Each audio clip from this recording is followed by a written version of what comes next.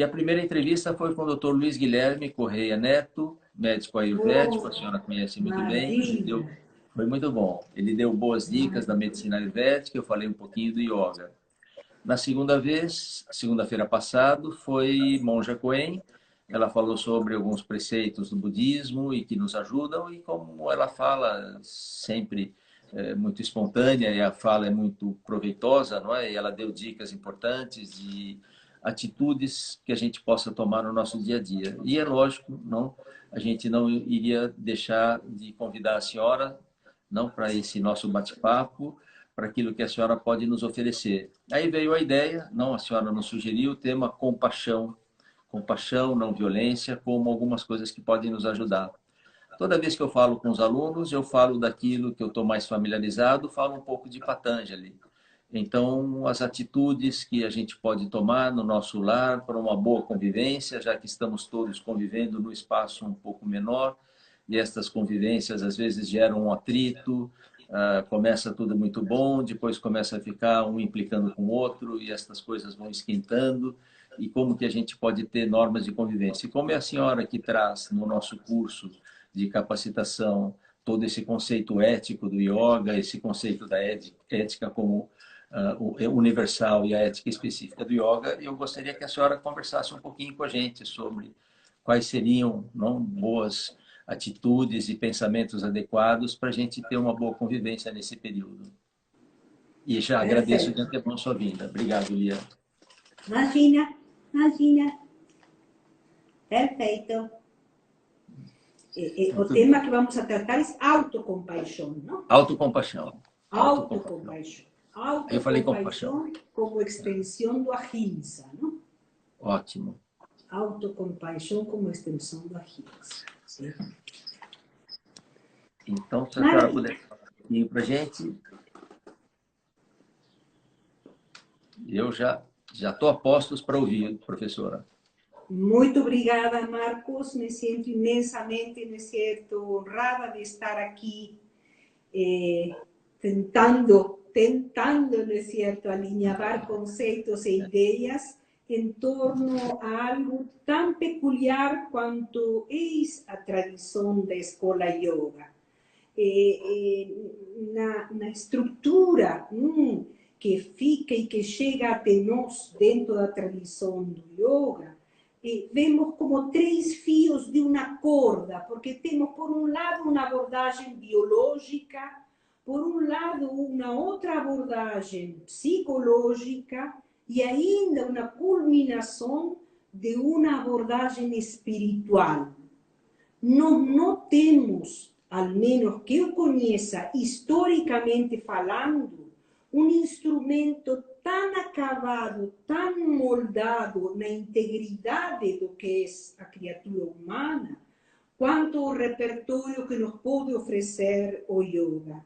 E neste momento, e quando estou referindo-me a este momento, não me estou referindo exclusivamente à situação, no centro da pandemia, mas é neste momento em que temos uma grande conversa entre saberes, as disciplinas estão falando entre si, já não temos mais redutos exclusivos do que chamamos as ciências exatas e as ciências humanas. Tudo isso hoje está em diálogo e em um diálogo extremamente fecundo e, na minha percepção, muito promissor.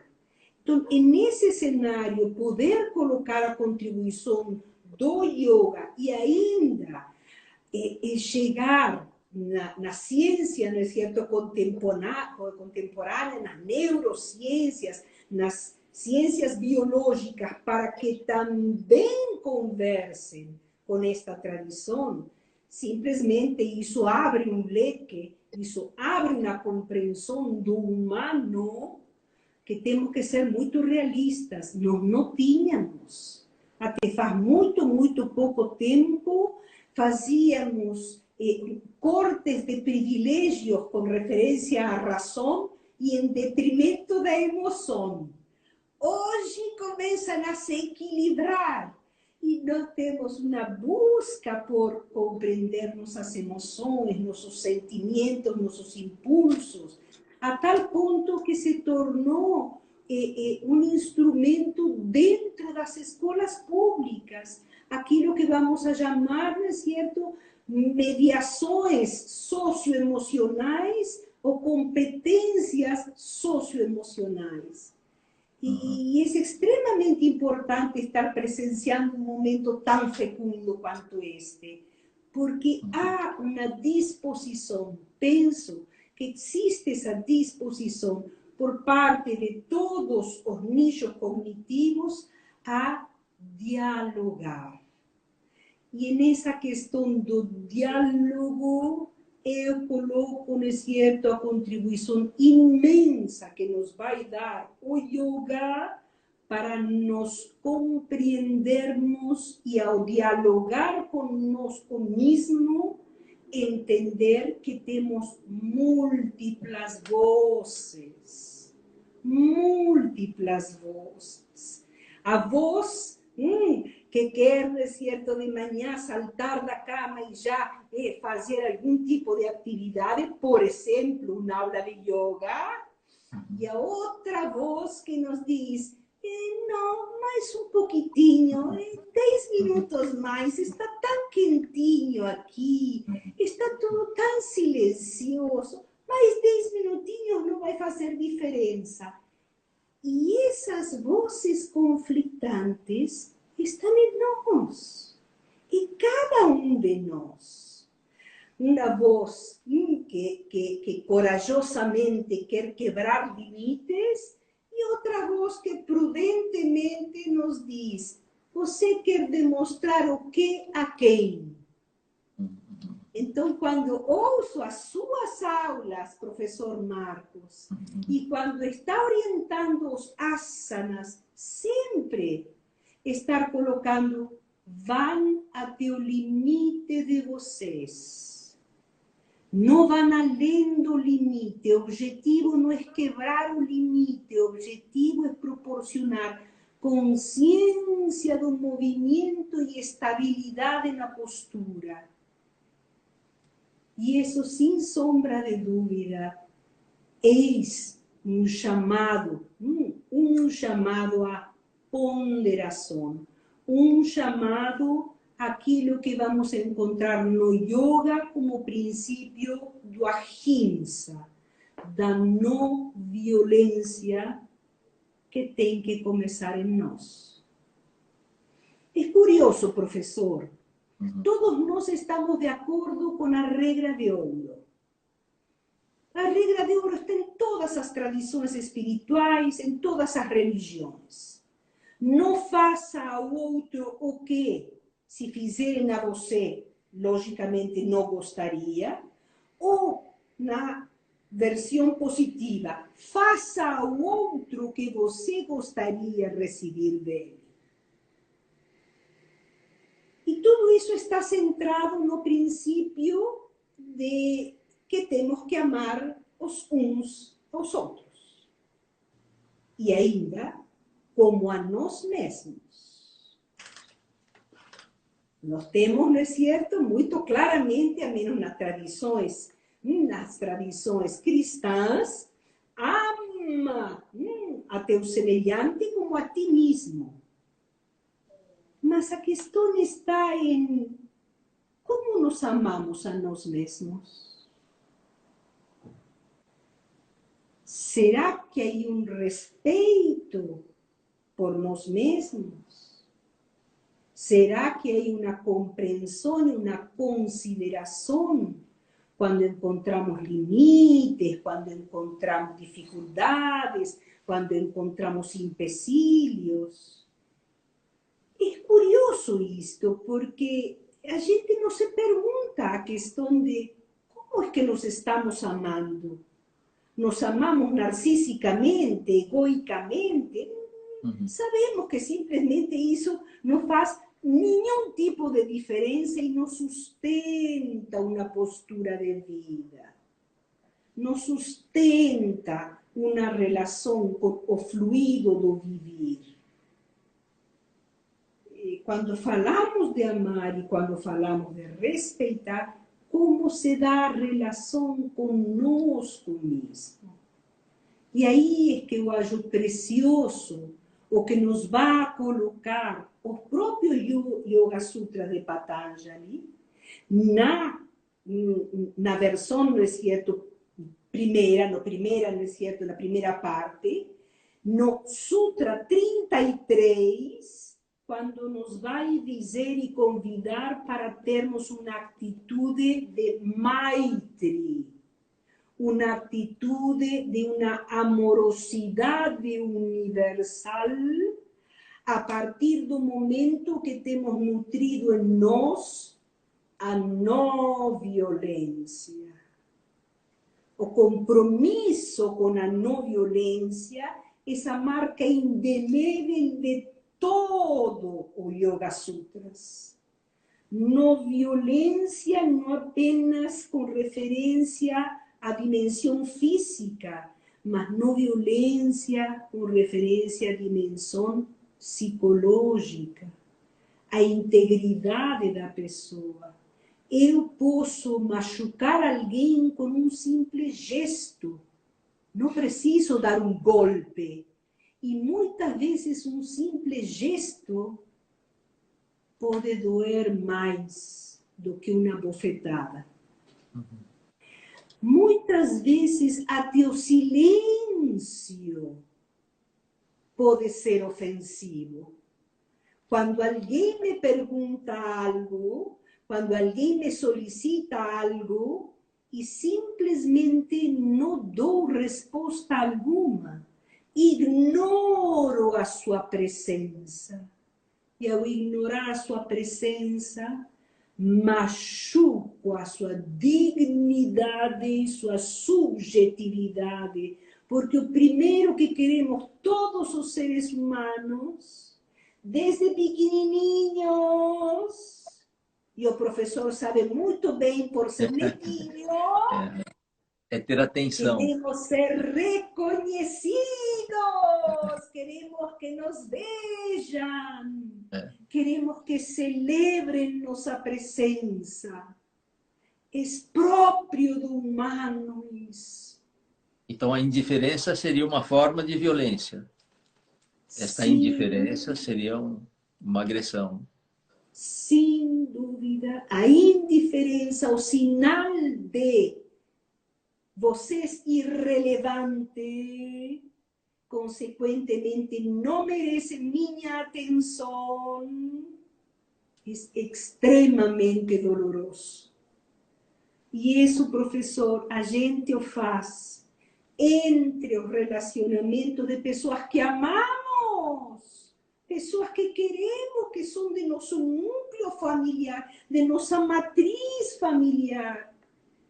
Mas fazemos isso porque não percebemos. Professora, e a autocompaixão? Não percebemos. E aí é que não percebemos que a autocrítica não nos constrói. Que o autodemérito não nos encoraja para nos superar.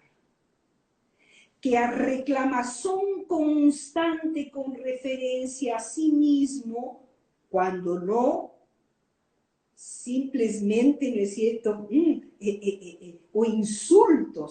os insultos que proferimos para nós mesmos, não são alavanca pedagógica de nada.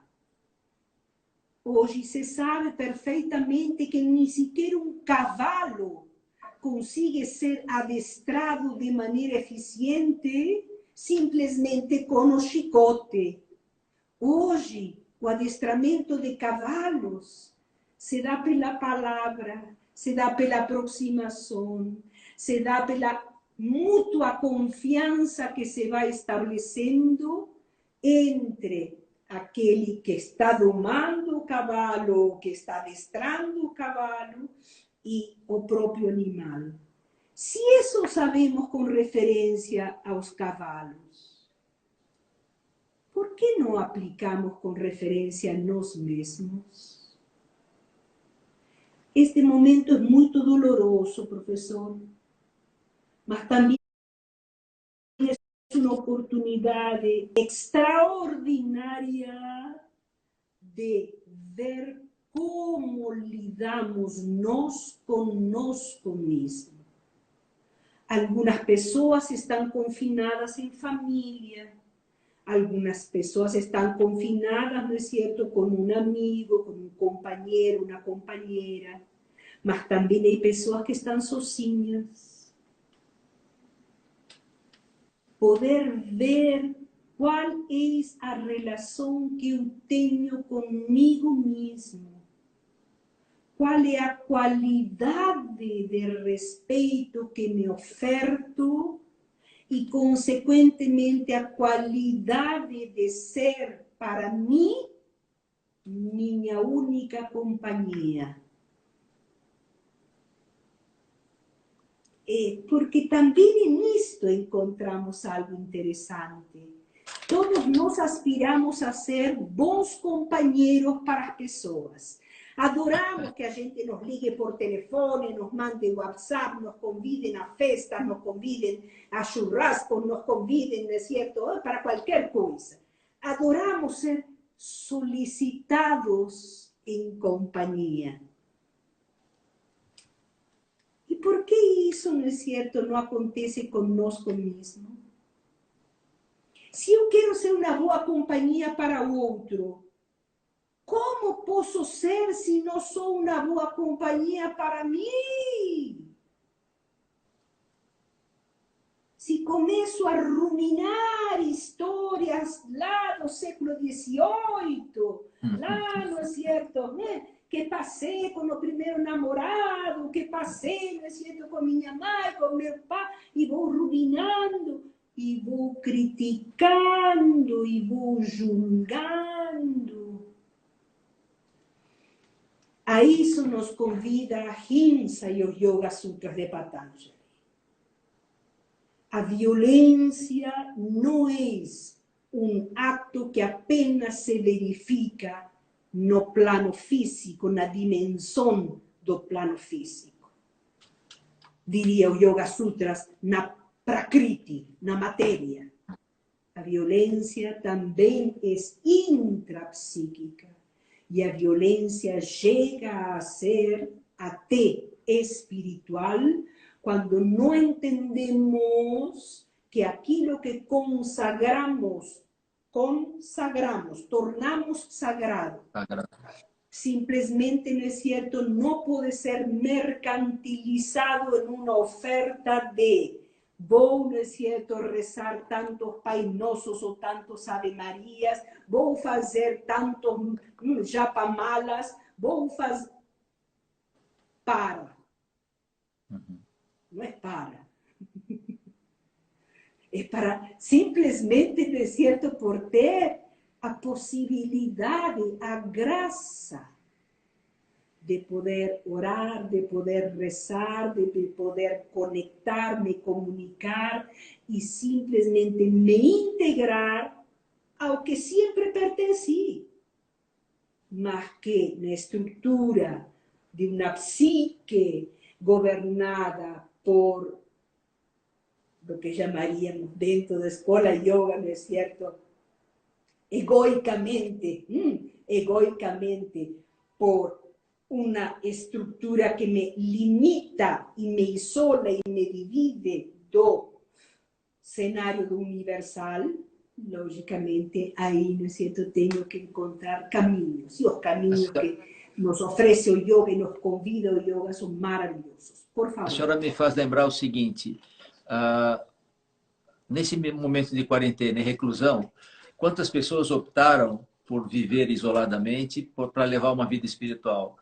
É comum na própria Índia ou no Tibete, morar no monastério, e mesmo na nossa cultura, pessoas que optaram pela clausura. Aliás, eu tive com Dom Alexandre uma vez, eu o encontrei na cidade, ele me levou para conhecer a clausura do Mosteiro de São Bento. E é atraente, é uma coisa bonita. Puxa, viver aqui em clausura deve ser tão pacífico. Agora, de repente, estamos meio enclausurados, não sozinhos, mas às vezes em família, às vezes sozinhos, mas parece que por não ter sido por uma vontade própria, é quase que um castigo, é ruim. mas se isto fosse da minha intenção, talvez eu estivesse na mesma situação. Vou me enclausurar, vou me recolher. Com a diferença de que a gente não sabe quanto tempo dura isso e talvez alguém que vai fazer um retiro de uma semana, de 10 dias, vai fazer um Vipassana, não sei, ele sabe. Aqui estamos, não é? E por que que isso não poderia ser um momento de utilidade, um momento prazeroso e às vezes a gente o torna como um momento que a gente não vê a hora de acabar? E talvez posteriormente a gente vai até dizer, puxa, estava tão bom naquele período que estava com a família, a gente vai reclamar de novo. O que que a senhora acha dessa clausura meio que obrigatória comparado com a clausura voluntária que muitos que levaram a vida espiritual optaram?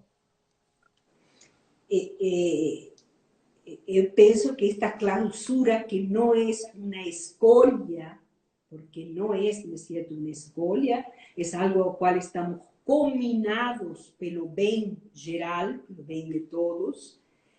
Se pudiese ter algum elemento pedagógico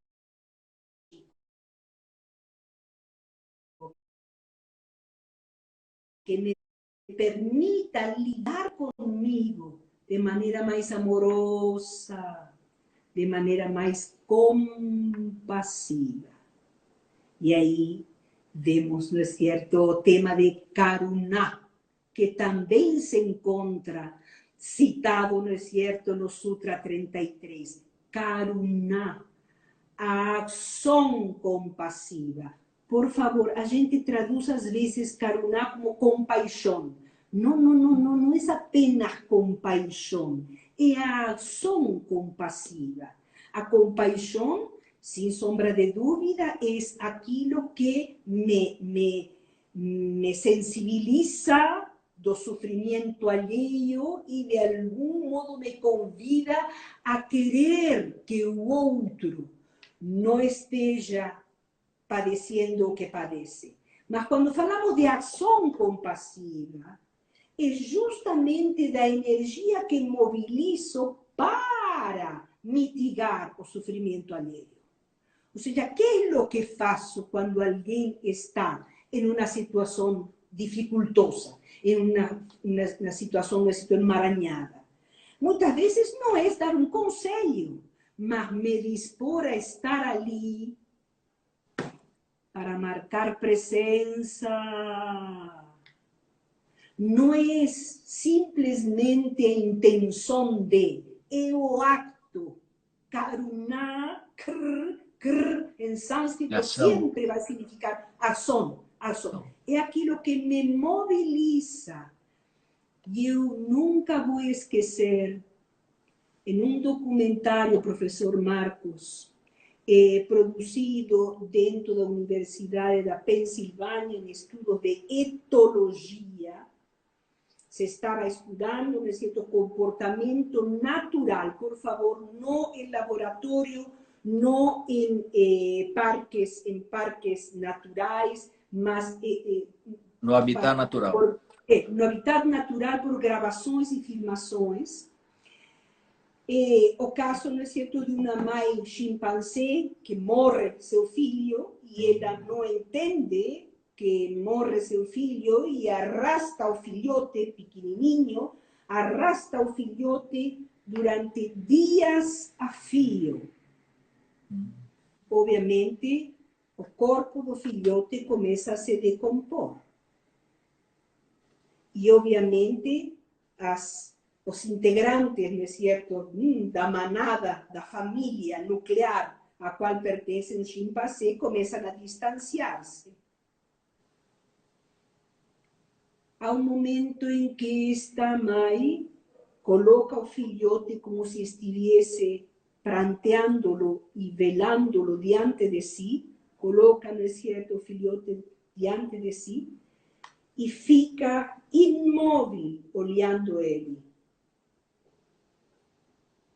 E a câmara registra um outro chimpanzé que vem por trás, rodeia com seus braços ombros desta mãe desolada e fica em silêncio junto a ela. Nunca vou esquecer isso, professor, porque é o sinal de que esse impulso solidário para mitigar o padecimento alheio está implícito na vida, ou ao menos na vida de nós, mamíferos, que criamos vínculo, criamos relação. E quando falamos de autocompaixão, nos estamos referindo a esse karuná, que também tem que ter o espaço do respeito pela própria existência, pelas escolhas que se fizeram, ainda que hoje não seriam talvez as mesmas escolhas, mas que moldaram minha existência e meu modo de ser e estar neste mundo. A senhora me faz lembrar o belo trabalho que a Palas Atena fez traduzindo o livro de Mathieu Ricard, do altruísmo. Né? E acho que o livro do altruísmo nunca foi tão oportuno para a gente ler e reler esse livro agora, nesse momento. Eu comecei com esses lives, a família começou pensando em ajudar o outro, mas de repente nós percebemos que aquilo nos ajudou muito mais. Aquilo criou uma dinâmica entre nós de aula e começamos a receber tantas manifestações de carinho, que aquilo foi o contrário. Aquilo para nós foi uma bênção, não é? Que isso convidar pessoas como a senhora para poder falar, os alunos depois ficam agradecidos a mim. Puxa, obrigado. Não, tem que agradecer quem aceitou, não é? Enfim, no final das contas, o que eu achei que era para beneficiar o outro, não sei o impulso que nos levou, mas foi o contrário, não? Então, o que a senhora acha que a gente pode fazer nesse período de quarentena para ajudar alguém nesse sentido?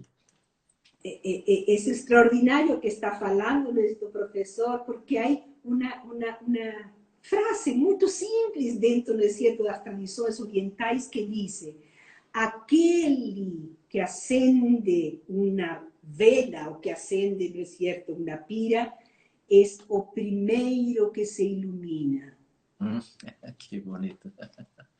Vocês querendo beneficiar ao outro, vocês preocupados com em que podemos contribuir neste momento, em que podemos ser úteis neste momento. Nós temos, não é certo, nossas aulas, nossas experiências de décadas e décadas dando aula de yoga. Nós temos nossos estudos, nossas reflexões, nossas pesquisas. Vamos a disponibilizar. E essa mesma motivação que foi em direção a querer mitigar um pouco o desconforto dos outros, cria naturalmente um imenso benefício. Foi. A questão está, professor, e isso também nos adverte muito claramente já textos mais contemporâneos a respeito, a questão está em a motivação. Se eu vou fazer esse gesto obedecendo um impulso natural da vida, que se compraz em poder auxiliar outras vidas, e esse impulso, não é certo, é um impulso sagrado, porque vem com a vida, ou faço isso apenas como um meio de autoenfatuação, autoglorificação. E aí vem aquela coisa maravilhosa que está nas bem-aventuranças. Quando Jesus diz que tua mão esquerda não saiba o que tua mão direita dá. No sentido, não vai trombeteando, não é certo, a torta e a direita, aquelas coisas maravilhosas que você faz para os outros, porque isso cria o demérito, isso, por assim dizer, corrompe esse impulso inicial, essa motivação primeira da vida em encontrar regozijo em poder mitigar o sofrimento do outro. É como aquele chimpanzé que simplesmente sabia que a presença, esse braço em torno dessa mãe desolada, era o único instrumento que ele tinha para dizer: estou aqui, conte comigo. Logicamente, os chimpanzés não têm linguagem fonal, mas têm uma linguagem gestual que nós temos herdado deles, que nós, humanos, temos herdado deles. E se pudermos cuidar nossos gestos, se pudermos cuidar nossas falas, se pudermos cuidar as falas internas que temos conosco mesmo, criticando-nos, menosprezando-nos, muitas vezes nos insultando, nos julgando, nos fazendo-nos comparar com outros. Tudo isso simplesmente desacraliza o princípio natural que nós temos de ahimsa, compromisso para ser uma presença amigável neste mundo. Maitri, Maitri, aquilo que me permite congraçar-me, não é certo, com os outros e ter felicidade pelo sucesso dos outros. Ficar feliz com o êxito dos outros. E por último, Karuna. Professora, eu fiquei muito... essa história do chimpanzé a senhora já havia contado, mas é uma história que mexe muito com a gente. Às vezes um gesto ajuda muito mais do que aquela intenção de fazer alguma coisa tão extraordinária. Eu tenho a senhora como referência para muitas coisas. Eu já fui à sala da senhora com algumas dificuldades. Professora, me conta isto. Seja alguma coisa mais relacionada ao conteúdo do curso, técnico ou atitude pessoal, a senhora para mim é uma referência. Já tive boas referências, professor Garotti era uma referência, professora Alicia, professor Mário Ferreira. Agora está sobrando pouca gente, a senhora é uma dessas pessoas que me serve de referência. A Palas faz uma quantidade enorme de trabalhos visando o bem comum. A Palas Atene é uma referência para o nosso município, para o nosso estado, e a Palas é uma instituição que plantou e vem plantando coisas que nós nunca imaginávamos que fosse acontecer. Há tanto tempo eu ouvia da própria Palas nas aulas de ética: cuidado com as coisas o rumo que as coisas estão tomando, os nossos bens, eles são finitos, a gente tem que ter cuidado com isso. Mas eu queria, para encerrar, que a senhora falasse um pouquinho dessa iniciativa da Palas, que também tanto nos inspirou, de fazer por estas semanas, estas lives com tantos professores, que a senhora pudesse ajudar a divulgar para que o nosso público assista também.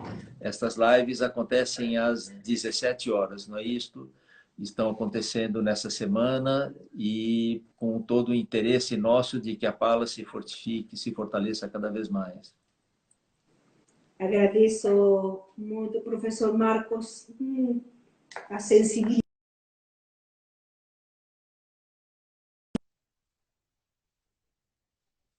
Tem todos os dias, até o dia 28, lives de 30, 40 minutos sobre diferentes temas, sempre atrelados àquilo que obviamente se desenvolve aqui na Palas Atena. Hoje esteve a doutora Petronella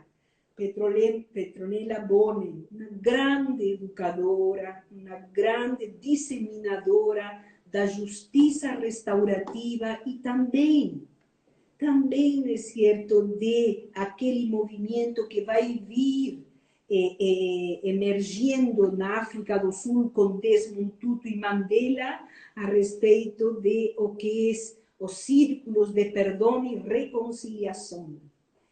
E veja que tudo está indo na mesma vertente de perdão e reconciliação, de reconhecimento de que se cometeu uma violência, de que se cometeu uma injustiça, de que simplesmente não se ponderou sobre a dignidade e a integridade de um povo, de uma cultura, de um ser humano, e se toma tudo isso, obviamente, não é certo, metabolizado por uma grande dosis, por uma imensa, não é certo, dosis de vinculação e de busca de paz, e se cria uma condição inusitada como a que viveu a África do Sul, quando sai, depois de 27 anos, Mandela em um cárcere, assume a presidência do país e, não derramando-se sangue, se consegue dialogar com aqueles que tinham imposto o apartheid a um povo inteiro. Você quer exemplo mais grandioso de uma experiência coletiva de caruná, de compaixão? Eu fui ferido, eu estou ferida, mas isso não me vai dar, de certo, direito de ferir o outro ou ainda de ignorar a dor do outro. Essa experiência, que é uma experiência gloriosa, que tivemos aqui a possibilidade de verla. Eu não tive a possibilidade de ver os tempos de Gandhi. Hubiese querido ver essa experiência gandiana. Não tive possibilidade. Não tive possibilidade porque também era muito jovem de ver o Martin Luther King mobilizando milhões de pessoas, não é certo, em um país que tinha uma herança também, não é certo, racista, empedernida, e que ainda reverbera em algumas áreas, em algumas partes, não é certo, desse território. Mas tivemos a possibilidade de seguir os passos de Mandela e ver como se pode promover um caruná, uma ação compassiva coletiva, na qual uns, ajudando-se aos outros, restabelecem sua integridade, sua noção de civilidade e, desde já, não é certo, sua noção de pertencer como cidadãos ao universo da dignidade sagrada da vida. Que bom, professor, agradeço muito e recomendo que as pessoas entrem no site da Palas, porque ali tem a programação dessas lives. Acho que no domingo eu vou estar junto, para minha alegria, para o meu orgulho. A Palas me incluiu, eu vou estar com muito orgulho falando para o grupo também. Professor, agradeço muito toda essa preciosidade que a senhora nos passa. Isso eu posso testemunhar, que poucas as pessoas vivem aquilo que falam. A senhora é uma destas. Eu vejo como que a senhora vive. Nós já temos 25 anos de parceria, já passamos por muitos projetos juntos, Palas, enfim. É um privilégio conhecer uma pessoa que fala e vive aquilo que fala. É muito coerente. Agradeço muito, professora Lia. Agradeço muito o seu tempo. Professor Marcos. Obrigado, a professora. Confiança, a Imagina. amizade. Muito obrigado.